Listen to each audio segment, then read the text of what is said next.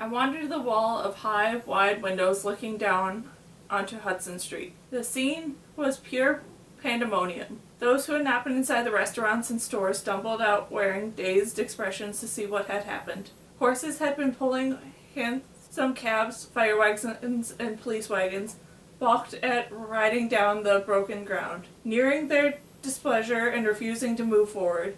This created a jam in the roadway which brought a great bout of shouting and fighting. The terrible pain and whine of the tormented me had vanished, but the dull throb that had taken their place and my bones ached awfully, especially my jawbone, even my teeth. The twins were draped across Mimi's knees, looking spent by their experience. Glancing at Mimi, I wasn't sure if her dark eyes brimmed with tears or if she was simply squinting against the harsh light that flooded the vast room. She was anxious, twisting one of her curls. "You made it stop, sir, didn't you?" the mother surmised, standing in front of the man. Her voice was strong, almost accusatory. "By smashing that thing." He slumped in a beat-up, broken leather armchair, a posture of complete dejection. "Made it stop?" he repeated, with a weary irony. He glanced at the flattened metal box that strapped the girder. "Yes, I suppose I did." Having said that, though, he lifted his head and seemed to brighten. "More to the point, my dear woman, I also made it start." "It wasn't a natural earthquake, then?" Mimi inquired, in a voice much shakier and smaller than her usual tone. "Well," he gazed at Mother, if he could trust her with the further information. "No need to hesitate, sir. Clearly it was caused by that contraption." Mother broke the stalemate, a note of intense creeping in her voice. "It's too late to deny that." The man threw his arms up and dropped them again on the side of the chair. With this gesture he gave up any resistance he may have felt, and from there on was completely forthcoming. It was my latest experiment, an electronical oscillatory of vibratory mechanism. I was amplifying its output to see if it could align with the vibration patterns of the outside buildings. "Vibration patterns? Buildings do not vibrate," Mother objected. "At least not usually." The man rose and began to pay his warming to his subject. "That is where you're wrong, madame. Everything vibrates. Everything. Vibration is the key to the universe, and the very earth could be the spirit into given the right vibrations." "Well, I sincerely hope things don't get that far. Nonetheless, your determination was impressive." "Everything out there was most certainly vibrating," Mother said wearily. "But it would seem there are very few problems left to be worked out with your mechanism, won't you agree?" For the first time the man's mouth waked into something like a smile. "Excellent point," he allowed. "Nonetheless, it worked. It worked." He clapped his hands together gustily, his face becoming radiant with a broad grin. Without intending to, Mimi and I both smiled too, infected by his glee. "That was your idea of success?" Mother questioned, incredibly gesturing towards the street. "I'm sorry for the destruction, of course." Looking out the window, "I witnessed what was happening and was about to stop the machine when I saw your babes in distress, and I endangered you. So I ran down to retrieve you before destroying the machine. By letting the machine run, I caused further ruin, I'm afraid. Regrettably, these sorts of choices are sometimes not so simple." "Why didn't you just turn it off?" Mother inquired. "Did you forget to invent an off switch?" "It jammed. I had to push it beyond its capacity." "And you still consider your experiment a success?" Mother pressed. He became nearly giddy with excitement. "Yes, it was an astounding success. And I merely intended to create an almost perpetual quiver. But that's just the matter of tinkering and getting the calibrations correct. The point is that it worked, just as it came to me in my dream." "You dreamed that earthquake machine?" Mimi asked. "Earthquake machine. What a wonderful name. That is what I shall call it, earthquake machine," he exclaimed as if talking to himself. Then he spoke directly to Mimi with none of the condescension adults often direct towards children. "Yes, little miss, I dreamed it.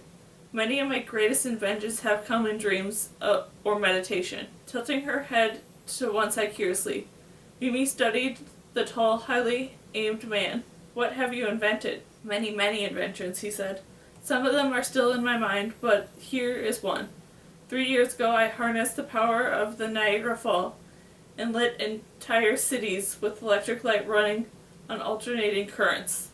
If they'd done it Edison's way, with direct current, it would have required the power plant for every mile. Those plants run on coal. Do you realize how that would have fouled the air? At Niagara Fall, though, my deal with the Westinghouse Company, we powered Niagara to Chicago, Toronto, Boston, and New York.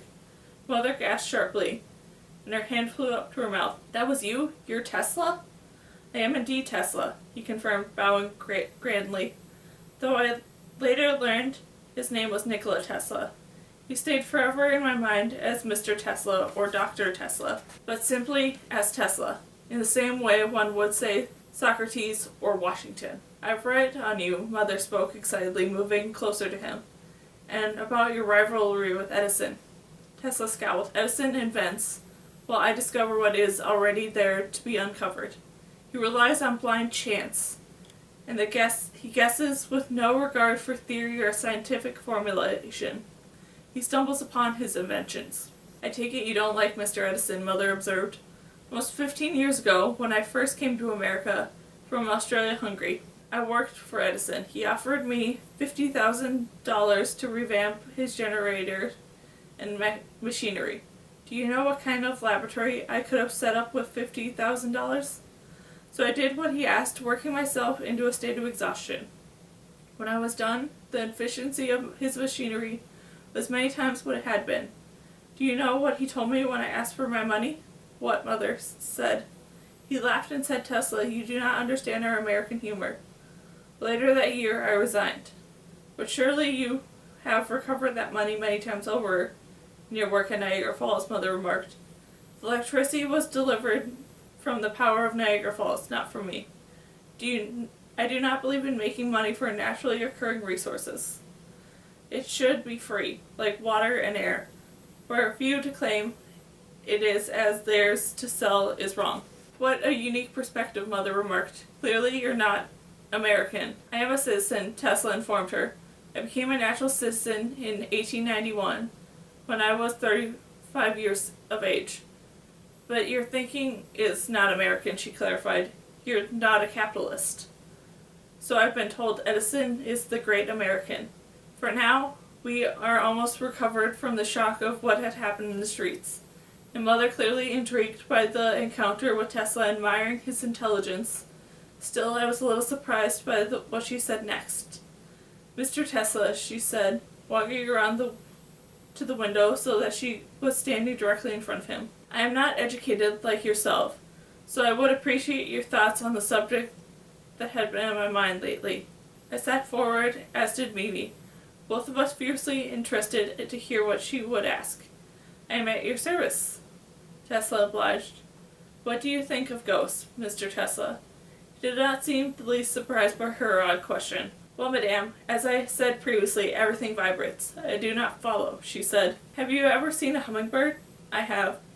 And do its wings seem to disappear as it hovers near a red tulipbird flower? Mother considered for a quick moment. I suppose they do, yes. Yet the hummingbird's wings are still there despite the fact that we cannot see them, Tesla said. The rate of the vibration of the hummingbird's wings renders them invisible to our feeble human senses. So when a person's spirit passes over, that person might begin to vibrate on a different level, Mother said, struggling to follow. Vibrate at a different frequency, he corrected. In the same way in which one can tune in different channels on the wireless communication, one may be able to tune in different spirit frequencies. Do you mean like the Marconi radio invention? Mother asked. I invented it first, Tesla said sternly, looking at the window. Marconi merely beat me to the patent and the credit. I'm fighting him in court. I'm sorry for you, Mother sympathized. It's a terrible injustice not to receive credit for one's work. No matter, Tesla said quietly, continuing to gaze out the window. The point is the science bears out the brief in what cannot be seen. In physics, there are many things we cannot see directly.